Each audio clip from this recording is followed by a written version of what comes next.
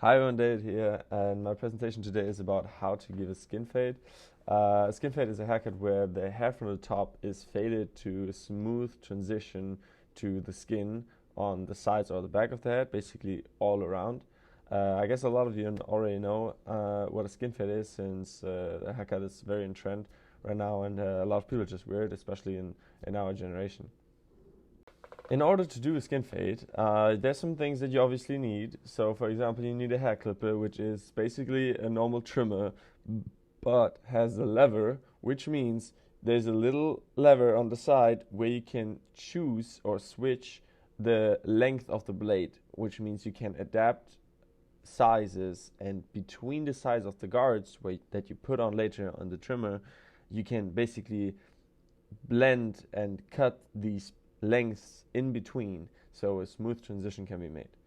You need a detailer. You don't need one, but it's very recommended. It's a very, very sharp trimmer that basically gets rid of all the hair to the skin, which basically gives the fade the look to the skin. Because otherwise, if you would use a normal hair clipper, there would still be the origin of the hair.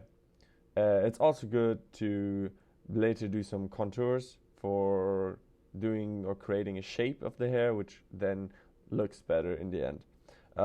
Yeah, and barber brush, barber capes, in general, just barber equipment, I think is always needed. For example, a cape that the client does not have all the hair on his body. A brush to brush the hair away. You need scissors are always recommended, especially when you want to do a transition to the top or even cut the top itself.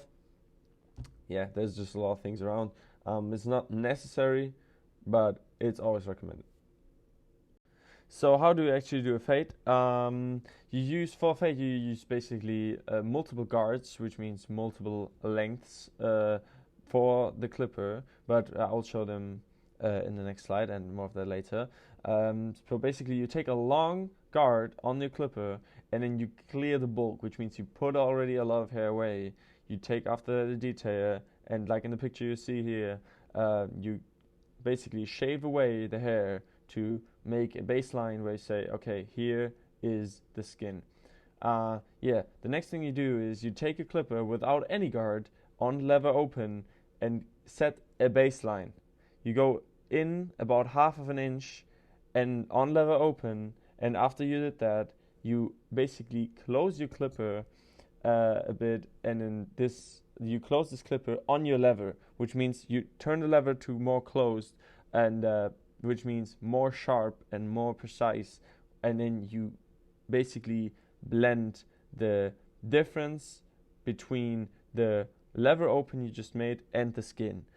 Yeah, and that's how you do a transition. After that, you do the same step with the guards, which means you take the lowest guard on, lever open, go half an inch in, and then put the lever on close and blend it, and then you take the next guard. So here are the guards, which means after you did basically the baseline and faded the baseline without any guard, you take the one guard and blend it. If you need and you have very precise hair, you can even take the half guard. And after you take the one guard, you take the 1.5 or even maybe the 2. So here can you see the actual steps which I just described. So at first you take a long guard like the 1.5 or the 2 you just saw and clear the bulk away, which means you just put some hair away that you can work very precisely and have good basement to work. Then you take the detail, put it away, so that basically there's no hair, set a basement on the skin, and then the third picture is the step that I described. You go in with lever open of your clipper and basically set the new baseline and then put the lever on close and blend the line betweens, which makes it to a transition. But you see there's still a big gap, so there's still like a hard transition because I just did it with the without a guard on the clipper.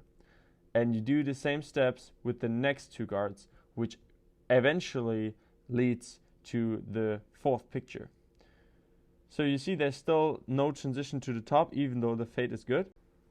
Yeah, as you can see, the first picture is my customer before the haircut, and the second picture is my customer after the haircut. The final picture is different from the picture I just showed because I blended the top into the sides, and for example also used the detail to make some contours. So these are little details that just makes it look better in general, and overall it's just a better looking way.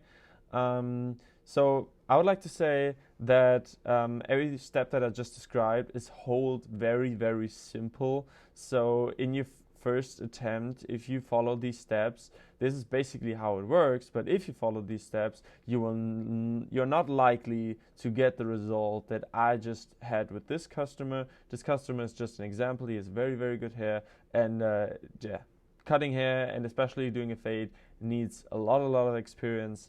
And yeah, like I said, every step is very, very simple. So thank you for sharing with me, and I can guarantee you, if you do a first fade, then it will not look like that. Thank you.